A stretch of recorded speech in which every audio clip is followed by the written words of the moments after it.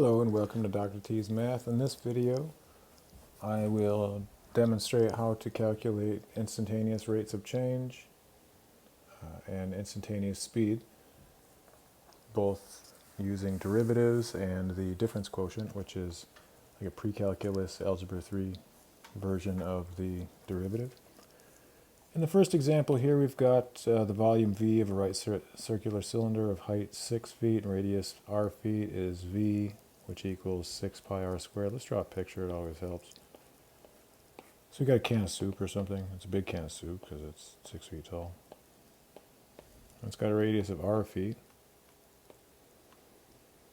And then the volume of any cylinder is going to be the area of that base, which is pi r squared, times the height.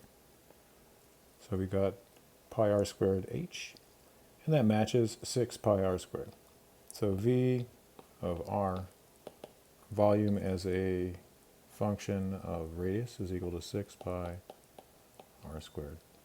That checks out. Find the instantaneous rate of change of volume with respect to the radius at r equals 9.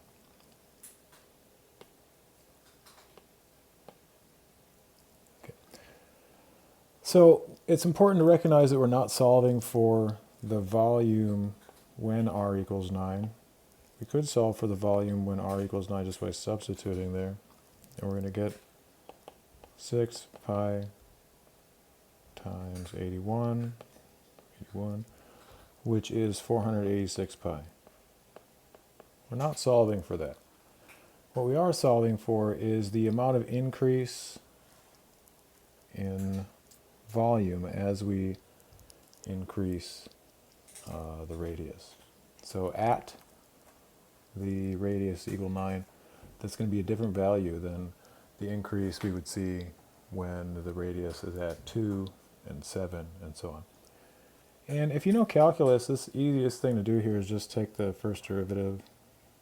The rate of change is always the first derivative, so v primed of r, we're just going to use the power rule. Pi is a constant, 6 is a constant, so we're going to multiply 2 by 6 by pi and get 12 pi r. And that's going to be our first derivative. Then we would substitute v primed of 9, and we're going to get 12 pi times 9, or 108 pi. And so that makes a long story short, and I've queued it up on GeoGebra here. So you got 6 pi x squared, because x is how we're going to plot it. R is now x on the coordinate grid. 6 pi r squared is our parabola here. And then you've got 12 pi x is also the derivative. You're going to find that both these are the same. And then if we find, GeoGebra is going to do it all for us. It'll even convert between decimals and pi. So the actual value of the function at 9, the value of this parabola at 9 is 486 pi.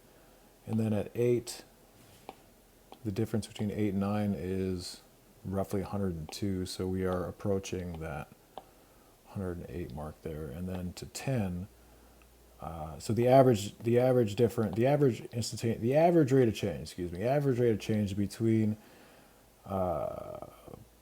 8 and 9 on the graph is from 384 to 486 is 102, and then from 9 to 10 the average rate of change is from 486 to 600, which is 114. So you can see it's speeding up.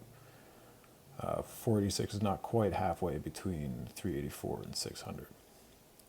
And then if we look at g of 9, or the value of the function, its derivative at 9, then we get 180.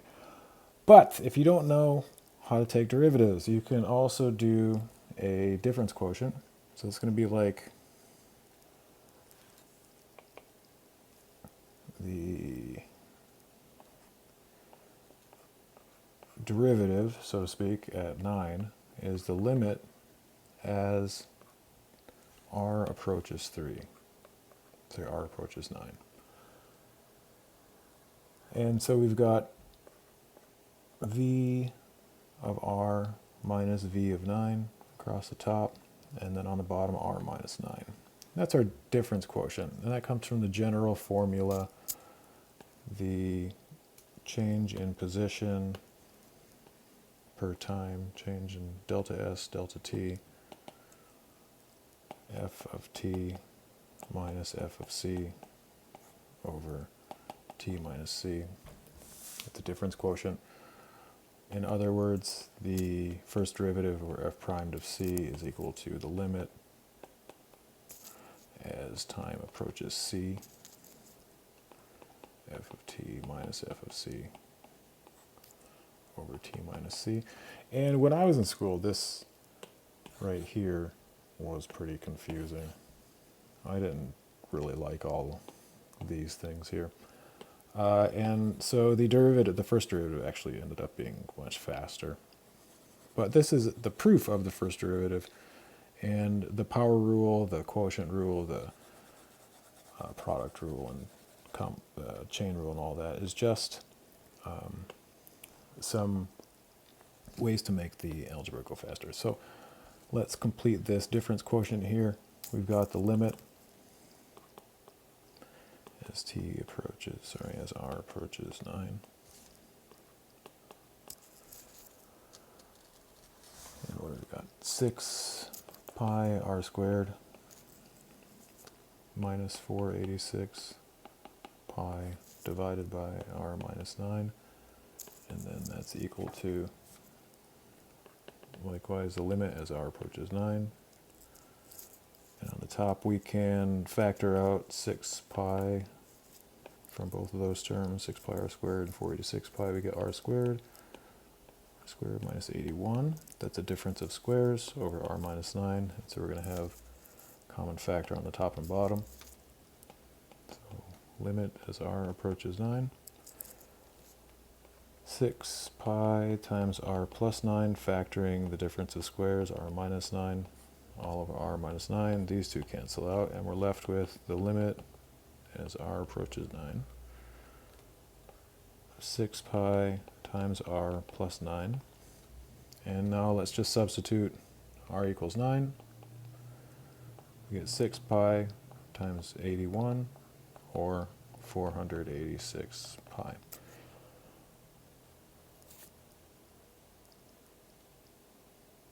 Oh, excuse me. No. Pardon that. 81, 18. 6 pi. Those of you who are following along are like, what? Equals 108 pi. Same as we had up here. Right? So it's really no secret why I think the first derivative is just, it's faster. If nothing else, it's just much, much faster. Let's do another example. Instantaneous speed of a ball. And so same basic idea, starting here with A. We've got a ball, it's thrown downwards at a speed of 48 feet per second from a height of 160 feet. And so it's got a couple forces acting on it. It's got the initial velocity, which is negative 48t. But it's also got gravity, which is increasing with each second. It falls faster and faster towards the Earth. That's the nature of gravity. And then it's starting at 160 feet. So that's our function. And we're just going to try to, first in A, figure out when does it strike the ground. So what's the 0? We know all of that equals 0 because we are 0 feet. We're going to come all the way from 160 to 0. So this is just factoring and solving for x or for t. T squared plus 3t. And then we got minus 10 here. Equals 0 again. So we got negative 16 times t plus 5. T minus 2 equals 0. Therefore, t is equal to either negative 5 or 2. We can't have a negative time, so we're going to get rid of that one. And we're left with t is equal to 2. Next. B. The average speed from t equals 0 to t equals 1. So let's calculate when we're at 0 right at the beginning. There's no speed, right? we haven't let go of the ball, so t here is 0, that term is 0, and we're going to get left with 160. That's our position. And then what's our position when we're at 1? Well, it's been traveling downwards for a second, so we're going to start at 160, and then we're going to subtract from that 16 times 1 squared, which is 16, minus 16, and then minus 48 again for 48 times 1, so that's minus 64. That equals 96. That negative 64 is our movement between the first and within the first second, from the time just before we dropped it to the end of that first second. Negative 64 feet. And so therefore, the average velocity is negative 64 feet per second, because it moved negative 64 feet in 1 second. Letter C, I'm just going to do the first derivative here because the next example will be a difference quotient. It'll take a little while. Instantaneous speed at any t, well, that's going to be the first derivative, so s primed of t is equal to, we'll take the power rule, negative 16 times 2 is 32, 2 minus 1 is 1, and then minus 48. The constant drops off, that t drops off, and that's our first derivative. And that's the instantaneous speed at any time, t. On to letter D.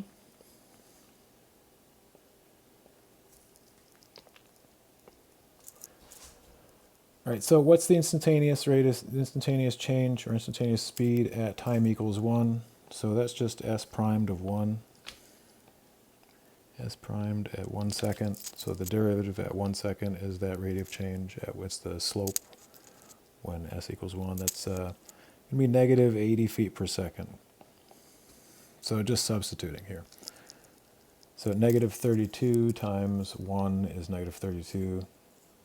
Negative 32 minus 48 is negative 80. But let's do the difference quotient here. So that's the limit as t approaches 1. And that's going to be this whole function with t, the variable, minus that whole function substituting 1.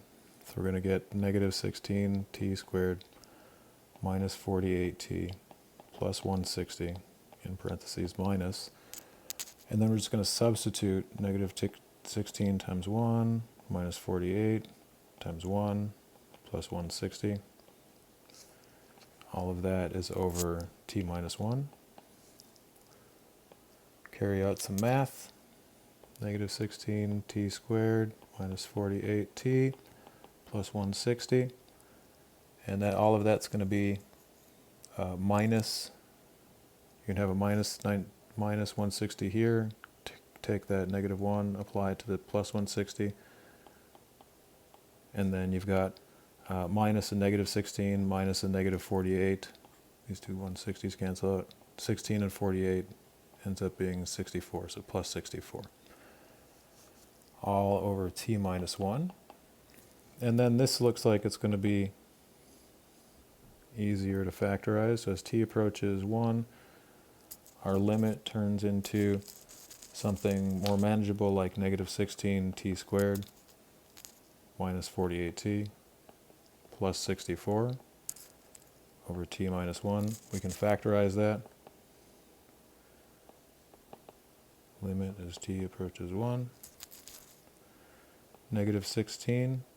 And I'm just going to go ahead and skip a step here. It's going to be t plus 4 times t minus 1 over t minus 1. You can see those cancel out. So we're left with the limit as t approaches 1 of the function negative 16 times t plus 4, which is 5, which equals negative 80 feet per second. And once again, there's that example of why folks prefer the calculus derivative. It's just much faster. But this is the proof. Those limits, difference quotients are the proof. And finally, E. Let's see if I can squeeze E in here. What is the instantaneous rate of speed when the ball strikes the ground? Well, going back to our general derivative there, negative 32 times 2, we've solved for 2 seconds up here, minus 48 gives us a final speed of negative 112 feet per second. All right, this has been Dr. T's math class. Thanks for paying attention. See you.